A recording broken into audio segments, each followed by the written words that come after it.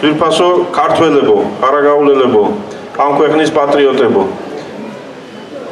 ხელისუფლებას აქვს უამრავი ბერკეტი მართვის, სწორად მართვის, შეცდომის დაშვების, რა ვიცი, კარგად საყვანის. მაგრამ არის ხოლმე ცხოვრებაში ერთი დღე, როდესაც ხელისუფლება გადაეცემა ხალხს. ეხლა არის 8 ოქტომბერი. 8 ოქტომბრის დილიდან ხელისუფლება არის თქვენს ხელში. 8 ოქტომბრის საღამოს გაირკვევა ვის გადააბარეთ ეს ხელისუფლება.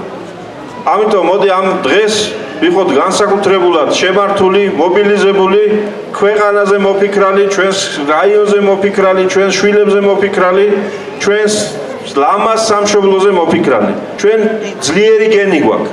ვერც ერთმა დამპყრობელმა, ვერც ერთმა ერმა ვერ გადაგვაშენა, იმიტომ რომ ძლიერი ხალხი ვართ. მოდი ეს სიძლიერე ვაჩვენოთ 8 ოქტომბერს არჩევნებზე. ავირჩიოთ უკეთესი ხელისუფლება, გავაუმჯობესოთ ჩვენი ხელისუფლება, ხარაგაულშიც და საქართველოშიც.